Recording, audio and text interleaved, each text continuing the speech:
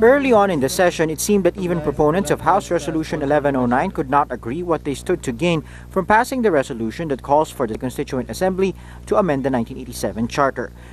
After 22 years of saying not now, this House Resolution 1109 is it.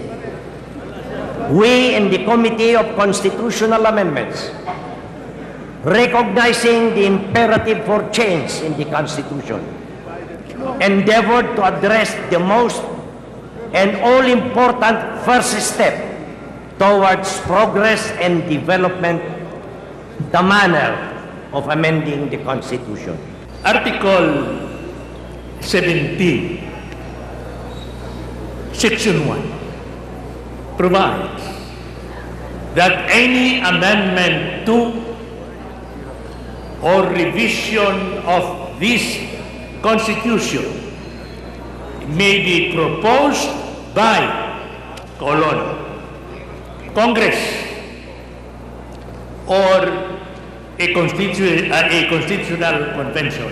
11 congressmen stood and interpolated majority counterparts who sponsored the resolution. They spent the next 5 hours making the same points: that the House cannot sit as a Constituent Assembly without the Senate, that they should delay moves to amend the Charter till after the 2010 elections, and that there are fears that the revisions to the Charter may just pave the way for President Arroyo to stay in power beyond the expiration of her term next year. Huwag na po tayo magbulaan dito. Whatever you call this resolution, either an invitation to convene or a convening of a Constituent Assembly, whatever it is, this is the first step towards changing the Constitution. Mr. Speaker, sanay naman po kami sa minorya na natatalo.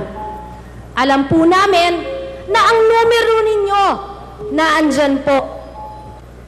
Ang hinihiling lang po namin,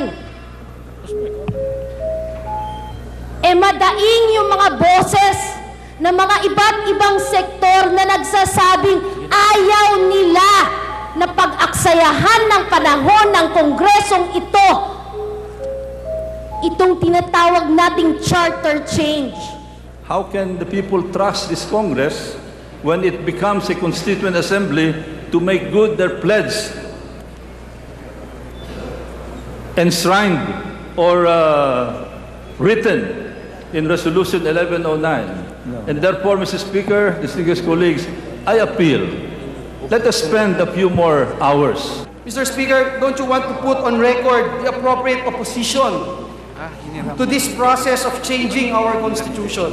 Still, when all was said and done, the majority just had to flex their numerical muscles and force a voice vote that approved the resolution in mere moments. The resolution is said to be a justiciable issue that could be raised before the Supreme Court to settle the long-standing debate on a supposedly vague provision in the Constitution on joint or separate voting for congressmen and senators exercising their constituent power to amend the Constitution. The House leadership is scheduled to plan their next move before they adjourn on Wednesday.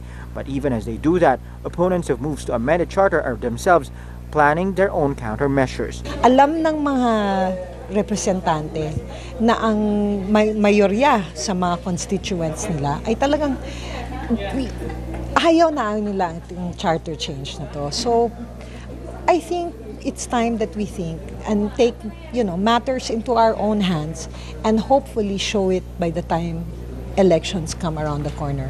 Nakakatakot kung ano ang pwedeng patunguhan nito. Kasi pagka binago na yung saligang batas, marami na pwedeng gawin. Security during the controversial session was strict, with access to the Batasan Pambansa restricted. The marathon session, however, also caused further delays on the approval of pending measures like the extension of the Comprehensive Agrarian Reform Law and the Rights to Reply Bill. RG Cruz, ABS-CBN News.